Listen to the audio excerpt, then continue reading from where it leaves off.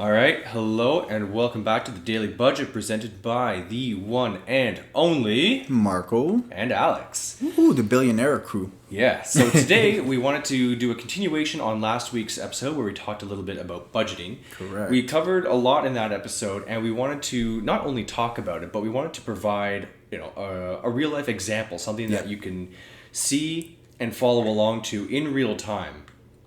And even better, this budget template that we have up in front of us right now. If you're watching this on YouTube, you can see it. If you're listening on Apple Podcasts, Spotify, wherever you're listening to your podcast, we would highly recommend that you go to either the link in our Instagram profile or in the YouTube video and grab this budget template and follow along because we have made this for you.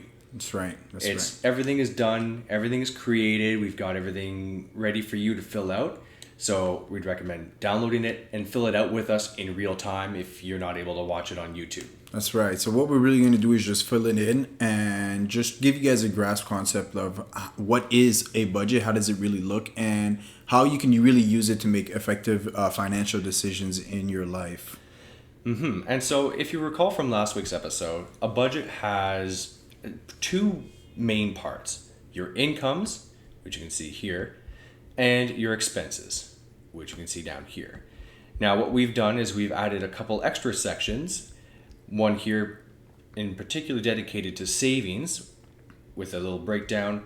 We have a little section up here with the ratios. If you remember, we talked about GDS and TDS and how you want to stay within these as much as possible in order to make sure that when you guys do go to, let's say, try and take out a mortgage or another loan, that you're not going to run the risk of being denied because your debt ratios are too risky or too high. That's right. At the very bottom, again, we have another section here, talking about debt payments. We talked about that and how important it is to manage that. So what we want to do today is run through a hypothetical budget for your average 24-year-old Canadian. We're taking some numbers from StatsCan, some numbers from our own lives in terms of miscellaneous or personal expenses. Yeah. This, of course, will not be representative of everyone's situation. That's some right. people will be better off financially. Some people will be worse off financially. No. But this is intended to represent as much as an average for our demographic and our audience as possible. As per se. And also, this is just an example. So if you do feel like you're overstating some of these expenses, don't worry. Just stick with it, keep it going, and as well as we're going to move on to the tracking sheet after. So maybe we'll tackle some of that, right? Yeah, absolutely. Sweet. So now let's get started. The most important portion of the budget, of course, is the income, because you can't spend money if you don't make money. Exactly. It's the starting point. Yeah. Now, in Canada, we understand that the average salary is around $52,000. A little lower. And because, with our age range, we've decided to go a little bit lower. So around 40,000 would be. Yeah. So what we're going to do is an average entry-level salary for a recent university grad. So between your 40 to 45. Yeah, 23 to 25-year-old, we'll say. Yeah. $40,000. All right. So that's per year. But a better number to work with is bi-weekly, right? So what we want to do is divide this by 26. Of course, 52 weeks in a year, bi-weekly pay periods, 26 pay periods, easily. Gives you a pre-tax total, of course, of about $1,538.46. So that's what we will plug in here. Oops. 38.46. Yeah, that's the one. All right. Oh, looks like we may have just a... okay. It's the symbols, yeah. So you'll have to forgive me there. There you go. There we go. Okay, perfect. So that's income source number one, and that will of course be your primary job. That's right. Assuming a full-time income. If you do have a secondary income source here, by all means list it. If it could be doing Uber or Lyft, it could be freelance work. Yeah, it could be or a part-time job. It could be anything. Could be anything. If you do have it, please plug it in. And if you do have more income sources, the actual third line is available to be used as well, even though it doesn't have a title. Yeah, and of course, as with any spreadsheet, you can just add in as many rows as you need. Yeah. Although, chances are, if you need like 6 or 7 rows for income sources, you're probably not going to be needing our budget. Okay, so we've done that. We've populated this.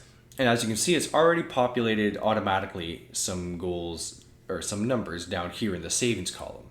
So, Marco, do you want to walk them through it quickly? Yeah, for sure. So now the savings goal, the column itself highlights a potential goal total that you have. So let's say the first line over there has 8%. So let's say you're looking to save around 8% a year.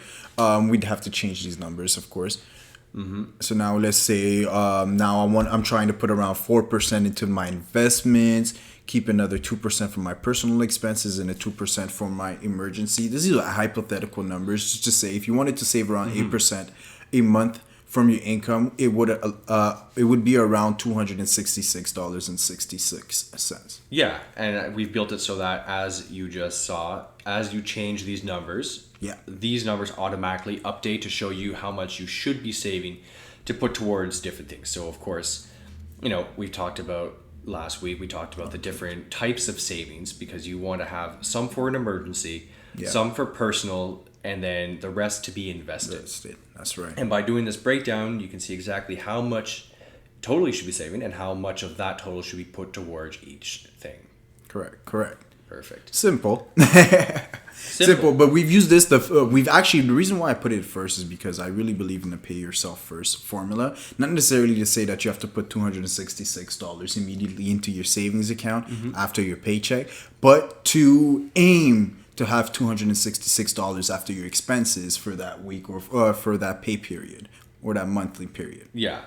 That said, though, paying yourself first and really making sure that $266 in this case is taken automatically when your first paycheck of the month. Yeah, that is ideal. It can really help, because then that money is already gone. It's already put towards savings. Yeah. And then you're not, instead of playing the, let me see and let me guesstimate, and try and calculate it so that I'll have this much left at the end. It's okay. This is now gone, saved, invested. Now what's left over, this is what I have to play with. And if you end up with some excess, well, there we go. You can never invest too much money. You can't. You really can't. The returns are endless. Yeah. So now the not so fun part. Expenses. Yes. What we're actually going to start it off with is the living expenses, because these are technically generally set numbers. And then we'll move on over to the personal expenses, because these could vary based on your lifestyle and as well who you are. We're going to try to use something in between me and Alex's numbers. Yeah. And so right now we have a formula in this sheet that's E7 times 0.3. So assuming that your rent is 30% of your gross income. Yeah, unfortunately for many people, that's not the case. So exactly. What we're going to do is we're just going to get rid of this formula for now, and we'll get something that's a little more realistic. So now, the average rent in a city for one bedroom, depending on the cities, because we all understand that in Canada we have a huge varieties of places you could live, but for this case we're going to use something simple, like something like a city like Ottawa or even Calgary or even Montreal, where you're hoping to pay, well, not hoping, you're going to pay around $1,200 to $1,500 a month for a one bedroom apartment. Yeah, so because we're in Ottawa, let's do an average Ottawa number. So 1,300. Yeah. You might want to take that symbol out. Silly me for wanting to use proper terminology. But yeah, 1,300. Now, Marco, you just mentioned Montreal. Canada has some oddities in terms of housing costs, with Quebec having a much lower housing cost on average. Yeah, 1,300. You're looking at a 2-bedroom, 3-bedroom in Montreal. And then here in Ottawa, depending on the area, you'd be lucky to find a 1-bedroom for 1,300. Exactly. And then if you go to Toronto, which you should probably put an extra $1,000 to that expense, because Lord knows how expensive it is to live such a huge and that'll get you a leaky new condo down by the waterfront. Yeah. All right. So we have rent here. Okay. So next, we'll talk about insurance. Now we have insurance twice. We have general insurance category, and we have car insurance. Yeah, the general insurance category would cover things like your tenant insurance, your personal insurance as well. Now, as a tenant insurance, Alex, you pay what, $45? No, $35. $35, and I know personal insurance range between $35 to $55 as well. Yeah. So in the insurance range, you'd probably be putting around something closer to the $75 because that would cover both your personal experience and your personal insurance as well as your tenant insurance. Actually, no. Sorry. $35 for the tenant insurance because most people actually their insurance is covered under their work. Yeah. So taxable medical insurance at work. Yeah, exactly. And so that was a good catch, good correction. But 35 for a tenant insurance is perfect. Yeah. You're not going to really see lower than 30 because they have minimum amounts that they insure for. Yeah. Right. When I was talking to my insurance company for my apartment here, the lowest amount that they would insure in terms of like value of possessions was $40,000. Wow. I don't have $40,000 worth of stuff. I don't even have half of that. I don't even think I have a quarter of that. But it's the lowest that they can go, and so even if you're a student fresh out of university, the only things to your name are a couple IKEA chairs and a table, you're still going to be looking to pay around the same amount. $35. That's right. Now, traveling, that would include your car or even your bus pass or even your Uber if that's what you do. Mm-hmm. It's not specific. It really is open in order to grasp the concept of what people do. Now, for myself, I have a car, but let's be real. Owning a car costs way more than taking the bus or public transportation. Yeah, depending, right? Because you have a used car, which is... But even like insurance alone, and then you're counting gas, and then you're counting like maintenance and whatnot, right? Yeah. So most people do have a car. That's right. Right. And so we'll use this example, assuming that someone has a car. They don't have a bus pass, they drive to work because that's the situation for a lot of people. So the average car note including gas and other is around $250 a month. It could be more. I'm just going based on the fact you've probably purchased a used car which had a couple little less on it. Your gas is around $40, $30-$40 a week. And you have your car note. And of course, car insurance is right after. Yeah, it's very variable, and so doing this. I mean, this is a number. It could be way less. It could be way more. Right? Yeah. If you buy an old Civic or an old Accord for $3,000 and you pay that cash, well, you're not going to have that payment. Mm-hmm. Now, on the other hand, you can absolutely finance, a $10,000 used car. You can go finance a new car. Exactly. And you'll see that number go up or down accordingly. Up or down. You know what? Let's leave it blank. I think that would be the best for our situation because allowing the users to actually come in and use it as is. All right. So let's assume they have an older car, but it's paid off. They don't have a payment. No payment. So then gas. You'll still 100. have gas. So maybe $100 a month, 2 tanks of gas ish, is reasonable if they drive to work every day. Car insurance. You're probably going to be looking at least 120. That's right. That's right. And depending on the car you drive, you're going to find that changes so much. When I was first shopping for insurance, the cheapest car for me to insure at that time, 2016, was a brand new Porsche Boxster. Cheaper to insure than a Civic, cheaper to insure than a Corolla. That's crazy. Yeah. The argument didn't go over too well with my parents. However, if you want to save on insurance, buy a Boxster, kiddos. That's right. Don't actually buy it. Don't. Now, heat and hydro is a little bit different. The reason why is because certain apartment buildings will actually cover one or two, and some of them as well might cover the water and sewers. Yeah. Now, I usually say the average of both bills would be around $135 to $150 a month for both together. What do you feel? Yeah, it's... Because we do have winter here in Canada. We definitely do. It depends on a lot. What I may actually do is put you could put heat and water together and hydro as a separate one, because a lot of places will cover Heat and water. Yeah. Especially if it's natural gas heating, but you also have it this way.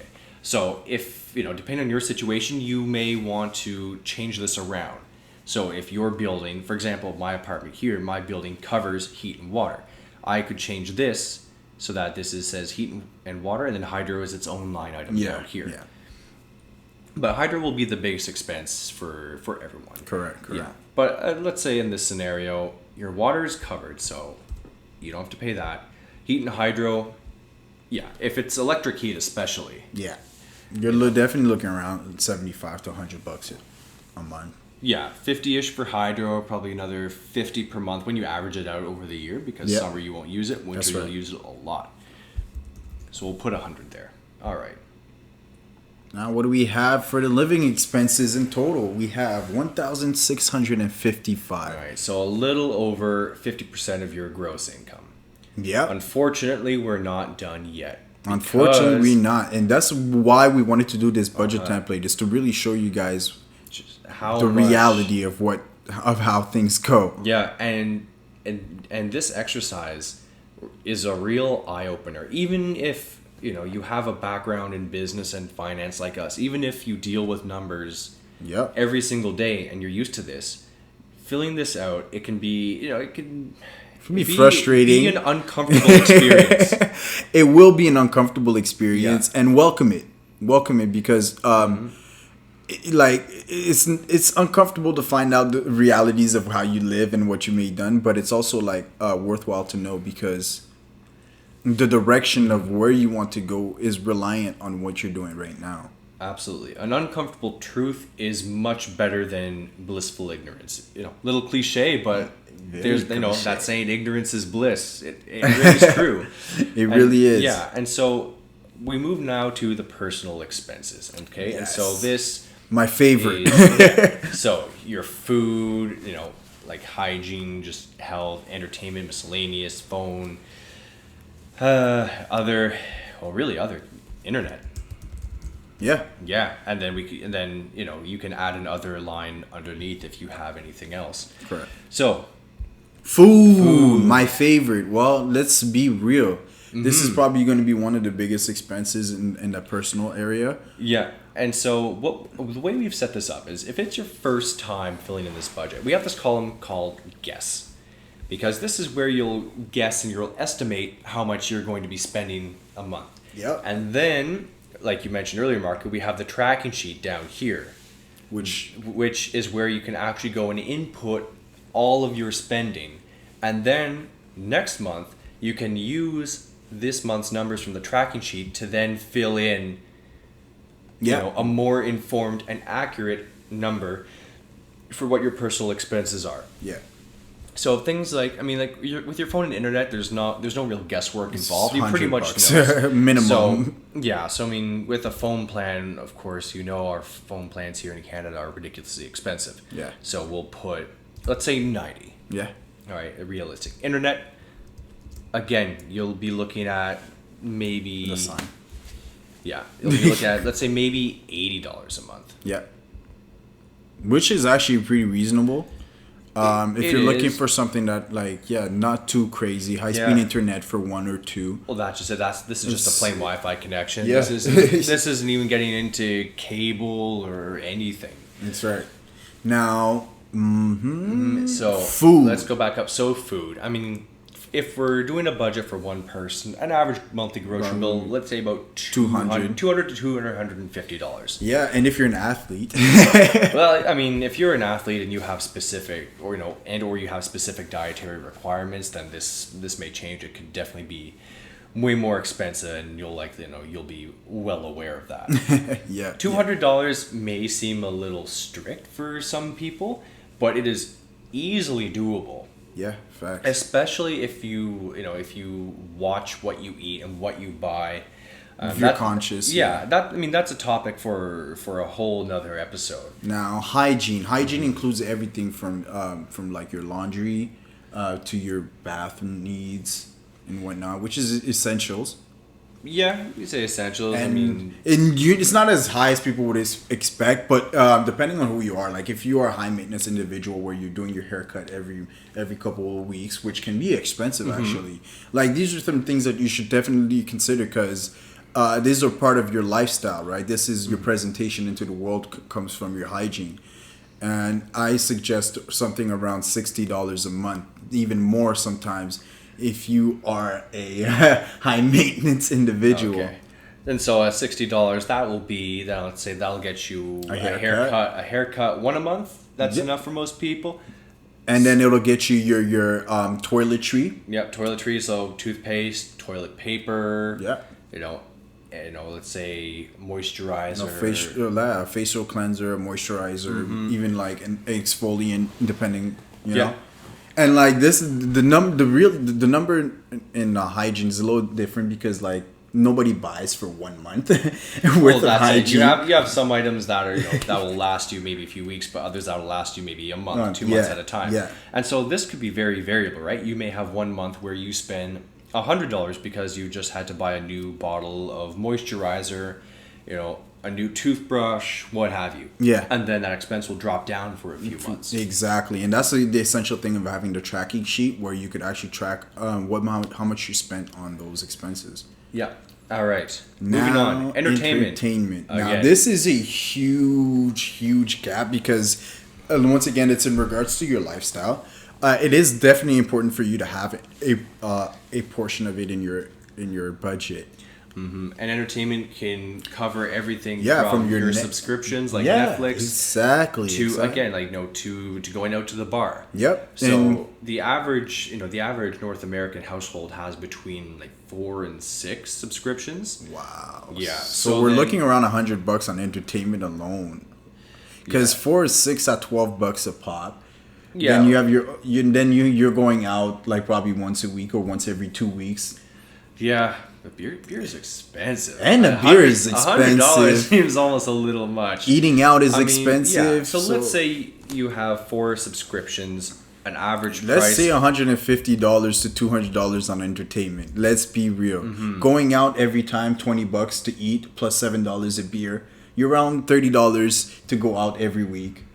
That alone could fill you almost a full entertainment structure. Yeah, right? that's I'd say that's a low number for a lot of people. Yeah. But this is a number that we're using in order to fill this in. Now, the miscellaneous, this is something which I like to leave a pretty reasonable number is because there's always expenses that come throughout the month. Mm-hmm. You're not expecting a gift. A parking ticket. And it could be other things too, like your gym membership. Yeah, parking ticket, right, Alex? And yeah, it could also include your gym membership or even like any random purchases that may come around, right? Yeah. The good thing about this is you want to leave it around. I say match your food. Really. Yeah. Match your food. Yeah. Take whatever like let's say a gym membership. Yeah. Let's say $20, but then add a healthy buffer on top of that. And remember, this is just a guess column, what you estimate. Yeah. Right, and then when you actually do your tracking sheet, you can or will adjust these numbers as necessary. That's right. So that pretty much fills it for the personal expenses, and we have a total here of $780. That's right. All right, and so our total expenses, if we do some quick math here.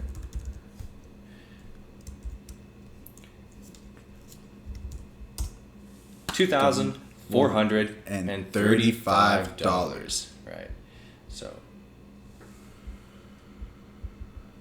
No, the reason why is because these are in the guest column. If you move them over to yes. Or you can move these ones over to the guest column as well. Oh, yes, of course. See, Marco's the one who made the template. He's the wizard.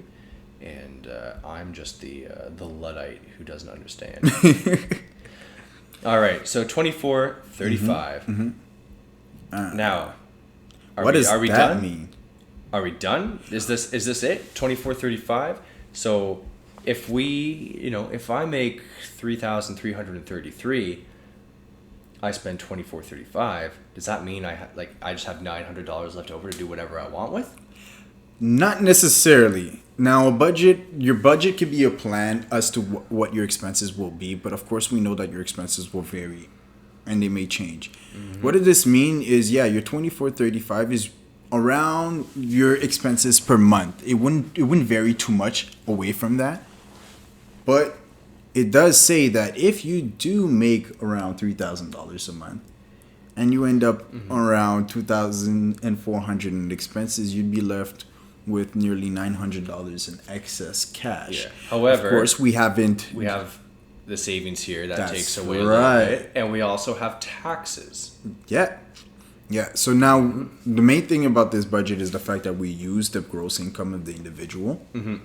So you have to, of course, people will account for around 50% and 15 to 20% in taxes for that bracket. Yeah. You'd have to account as well as for your debt, right? We didn't fill in the debt portion. Yeah. Most Canadians at the age of 24 have two method of debt, which is a credit card or a student loan, which is those are the primary debt instruments, right? Yeah, so it's about taxes. I mean, when you get your bi-weekly pay stub, it'll already have all those deductions listed. That's right. So the number you put in here will be that after-tax number, and then that'll give you, of course, a more accurate number. Exactly. But I mean, you could easily see, the taxes being 20. I mean, it all depends on how much you make. Right? Yeah, yeah. At $40,000, you're looking at around 18 to 22%. Yeah. So about 1/5 of this. So let's say $650 ish. We're talking a little over $3,000. Yeah. For 20%. Sorry, it's 20.5% on the tax. 20 point. Okay, so let's say 650, right? Yeah. So your income would be around like 1,200 post net of taxes. Yeah, because we'd be looking at just over 12. So let's say 12.10. The math is not exact, but it'll be off maybe like $5 to $10. But right away we can see that's a pretty drastic change. And from 26 to 33, that's about $700. Remember how we said you had $900? Well, you don't have $900 Now you don't anymore. have $900 anymore. You actually have less than $200. Yeah, and so you can see here the savings went down accordingly, right? We're now looking at saving $209.73 per month, and we can see here, and I think it's because I deleted the formula. Ah, okay. Yeah. So it didn't update. We'll make sure that's fixed for when this is live for you to download. Oh yeah, no problem. Yeah, but if we have our monthly income as $26.21, our monthly expenses at $24.35, well, that pretty much leaves you nothing. Leaves you nothing. But ironically, that's where a lot of people can find themselves, and this is to say that there are changes that needs to be done. If you're looking at $2,400 in expenses when you're making $2,600 net, you're looking at what, 95% GDS ratio? Yeah, it's something that's absolutely absolutely ridiculous. But what I'm afraid that we're actually, a lot of the people that watches this show are gonna realize, hey, I am in this bracket. Yeah, and that's. I mean, it's a good thing that we realize, and that you realize, and that's the whole point of this. Yeah. The people who need this the most are the people, who are maybe the least likely to do it. Yeah. And so if you find yourself, every month, let's say having to dip into the credit card to help pay for some expenses, you're always wondering, like, why do I have no money? Or, why, like, I'd love to save and invest, but I can't. I have no money. This is why. It's because you're in a situation like this. And, I mean, this is I'd say it's a pretty fair budget. I mean, we haven't even considered debt. And most people have loads of either consumer debt in the form of credit cards, car loans, anything like that. They have student loans, like you mentioned. Yeah. I mean, there's a lot, and so the idea of this exercise and this budget is to really help you establish a foundation of your finances, get a good idea of where you stand now, an honest, unbiased, and most likely very uncomfortable realization and picture of where you are now. Yeah. Now, So that then you can go and start working to improve and see where you can cut some expenses and try and get some breathing room. now, if you find yourself in a situation like this, what would be the most common way to fix it? All right. Well, if I'm looking at this person individual's budget, my primary issue is right here where the rent is. Yeah. Your rent is taking nearly half. Well, It's over half. It pretty much is half for all intents and purposes. Of all of your income. So now let's say hypothetically, now I'm paying $1,300 in rent and I realize it's too much. I want to make a change in my life. A simple change as just changing where I live from a full-on one-bedroom apartment to even perhaps a shared room at $600 a month could give you such a drastic change in regards to what is available to you and how you could even like structure your future life. Yeah. One thing that I want to put a lot of pressure on for individuals is let you know that a change in your lifestyle will benefit you in the long term much more than any returns on your investments. Exactly. I mean, when we're talking about investments, if your net worth is under $100,000, the return on the money that you have invested or that you have available to invest isn't going to be very much. Like if you're investing, let's say $2,000 a year, an 8% return on $2,000 a year, it's going to be like $180 ish. Yes. It's not a lot. Conversely, think about, let's say you spend $4 on a coffee every morning. Let's say every Monday to Friday, so that's 20 days a month. Yeah, that's $80 a month right there. So even 3 months of not buying a coffee, or let's say 6 months of buying a $2 coffee instead of a $4 coffee, you've already matched that, and you still have half the year to continue. So lifestyle changes will make the most impact at this point in your life. That's right. That's right. Yeah. Do you want to cover the tracking sheet quickly before we wrap up here? Yeah, let's do that. Perfect. Now, this tracking sheet is pretty simple. What we have it here is we've started off with the month of August, and we can move along over to the month of September. We have a tracking sheet that pretty much follows the same format as the budget itself, where you could plug in those numbers based on what you see on your bank statement, or even like as you're going. This tracking sheet, because it is available on Google, you could have it available on your phone immediately. So you could plug these numbers in and find out, hey, what's really going on in my budget by the end of the month, by the end of the week, by the end of the day. Yeah, and you can notice trends. We have the week 1, 2, 3, 4. You can see, towards the end of the month, do you find that you're spending more in entertainment? And by looking month to month, you can also spot those more macro trends to see whether your spending is improving or worsening over time.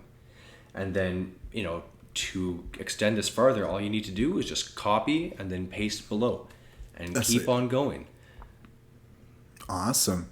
And so that covers our little budget exercise for today. And we will make sure that this tool is perfectly up to date and ready. Make sure everything is polished so that when it's available, when this episode is live, that you'll be able to download it and run it yourselves with no issues.